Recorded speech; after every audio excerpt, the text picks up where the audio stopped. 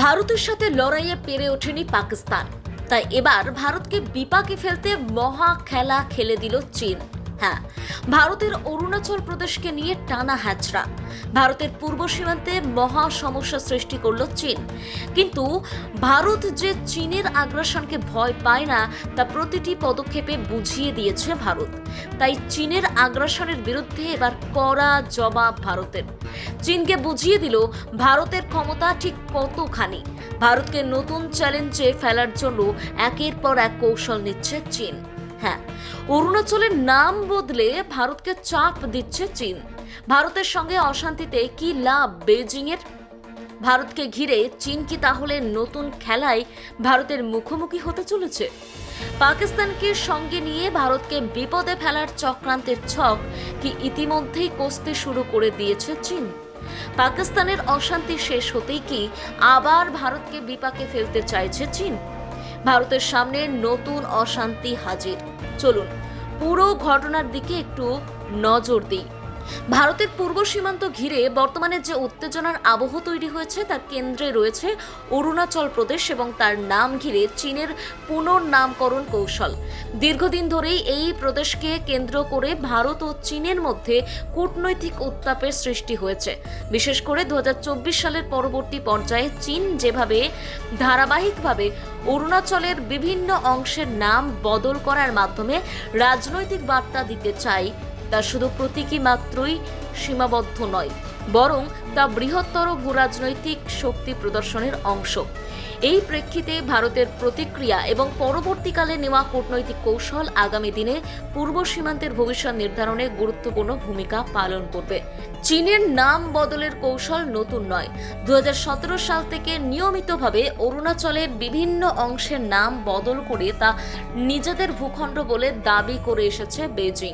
এক নজরে দেখা যায় 2017 সালে 6টি, 2021 সালে 15টি, 2023 সালে 11টি এবং 2024 সালের এপ্রিল মাসে একেবারে 30টি স্থানকে নতুন করে নামকরণ করেছে চীন। এবার ফের 27টি নতুন নাম ঘোষণার মধ্যে দিয়ে তারা অরুণাচল ইস্যুকে ঘনীভূত করতে চাইছে। এই নামগুলির মধ্যে পাহাড়, নদী, হ্রদ এবং জনপদের নাম রয়েছে, যা প্রকৃত নিয়ন্ত্রণ রেখার কাছাকাছি এলাকাগুলির সঙ্গে সম্পর্কিত। এই প্রেক্ষাপটে ভারতের প্রতিক্রিয়া অত্যন্ত সুস্পষ্ট এবং দৃঢ়। বিদেশ মন্ত্রকের তরফ থেকে জানানো হয়েছে, নাম বদলে ভূখণ্ডের বাস্তবতা বদলানো যায় না। অরুণাচল প্রদেশ ভারতের অবিচ্ছেদ্য অঙ্গ ছিল, আছে এবং থাকবে। এই অবস্থান থেকে সরে আসার কোনো সম্ভাবনা নেই বলে বারবার জানিয়ে দিয়েছে নয়াদিল্লি। চীনের এই নামকরণকে ভারতের সার্বভৌমত্বে হস্তক্ষেপ বলেই মনে করছে ভারত, এবং সেই কারণে আন্তর্জাতিক স্তরেও চীনকে চাপে রাখার কূটনৈতিক পরিকল্পনা গৃহীত হয়েছে। চীনের দাবি অনুযায়ী অরুণাচল প্রদেশ আসলে জাংনান অর্থাৎ দক্ষিণ তিব্বতের অংশ। বেইজিং এর মতে 1987 সালে ভারত বেআইনিভাবে চীনা ভূখণ্ড দখল করে একটি রাজ্য গঠন করে, যার নাম অরুণাচল প্রদেশ। যদিও এই যুক্তি আন্তর্জাতিক মহলে খুব একটা গ্রহণযোগ্যতা পায়নি, কারণ ভারতের প্রশাসনিক, রাজনৈতিক এবং সাংবিধানিক কাঠামোর মধ্যে অরুণাচল একটি পূর্ণাঙ্গ রাজ্য হিসেবে স্বীকৃত এবং দীর্ঘদিন ধরেই সেখানে ভারতীয় প্রশাসন কার্যকর রয়েছে। উপরন্তু সাধারণ মানুষের ইচ্ছেও সর্বদা ভারতের সঙ্গেই থাকার পক্ষে। চীনের নাম বদলের কৌশলের পেছনের মূল উদ্দেশ্য হল আন্তর্জাতিক স্তরে ধোঁয়াশা সৃষ্টি করা এবং দীর্ঘমেয়াদে ভূখণ্ডগত দাবি প্রতিষ্ঠার চেষ্টা করা। তবে এটা বলা যায়, শুধু নাম বদল করলে সীমানা বদলায় না। আন্তর্জাতিক কূটনীতিতে কোনো দেশের সার্বভৌম সীমা স্বীকৃতি পায় প্রশাসনিক বাস্তবতা এবং জনগণের স্বতঃস্ফূর্ত অংশগ্রহণের ভিত্তিতে। সেই দিক থেকে চীনের কৌশল কেবলমাত্র একরকম মানসিক চাপ তৈরির চেষ্টা, যা ভারত সফলভাবেই প্রতিহত করে চলেছে। এই উত্তেজনার মধ্যে চীন আরও এক ধাপ এগিয়ে গিয়ে বলেছে, ভারত চীন সীমান্ত কখনো নির্ধারিত হয়নি এবং সীমান্তকে পূর্ব, মধ্য, পশ্চিম এবং সিকিম সেক্টরে ভাগ করা হয়েছে। বেইজিং এর দাবি অনুযায়ী পূর্বাঞ্চল অর্থাৎ বর্তমান অরুণাচল মূলত চীনের ঐতিহাসিক এলাকা ছিল এবং সেখানেই তারা কার্যকরী প্রশাসন চালিয়েছে ভারতের দখলের আগে পর্যন্ত। এই দাবিকে বেজিং অস্বীকার করা যায় না এমন সত্য বলে দাবি করছে, তবে বাস্তব পরিস্থিতি বলছে ভিন্ন কথা। ভারত সরকার এবং অরুণাচলের স্থানীয় প্রশাসন গত কয়েক দশক ধরে সুষ্ঠুভাবে এই রাজ্য পরিচালনা করে আসছে। এমনকি নির্বাচনী প্রক্রিয়া, উন্নয়নমূলক কাজ এবং জনগণের সক্রিয় অংশগ্রহণ স্পষ্ট করে দেয় এ রাজ্যের জনগণ নিজেদের ভারতীয় পরিচয় নিয়ে গর্বিত। 2024 সালের মার্চ মাসে প্রধানমন্ত্রী নরেন্দ্র মোদী অরুণাচলে বিশ্বের দীর্ঘতম টুইন টানেল এবং ভারতের বৃহত্তম বাঁধের শিলান্যাস করেন। এটি একটি স্পষ্ট বার্তা হিসেবে দেখছে চীন।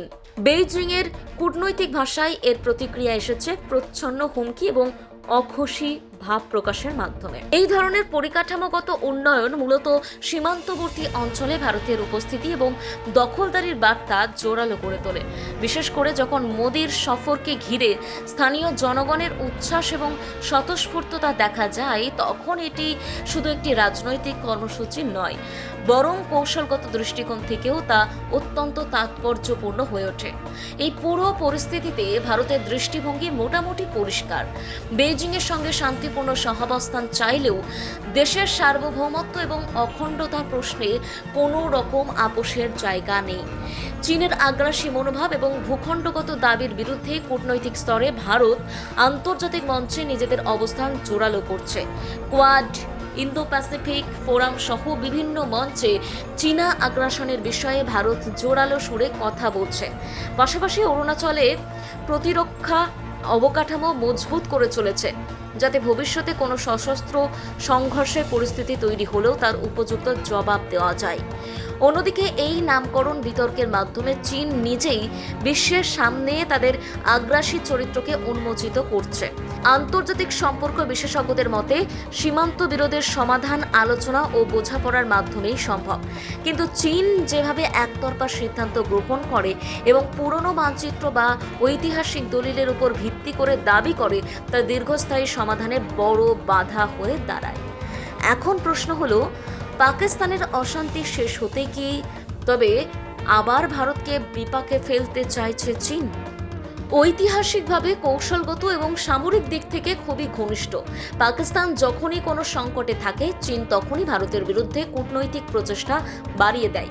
একদিকে পাকিস্তান তার অভ্যন্তরীণ অশান্তি সামাল দেওয়ার চেষ্টা করছে, অন্যদিকে চীন ভারতকে উত্তেজিত করে পরিস্থিতি আরও জটিল করতে চাইতে পারে।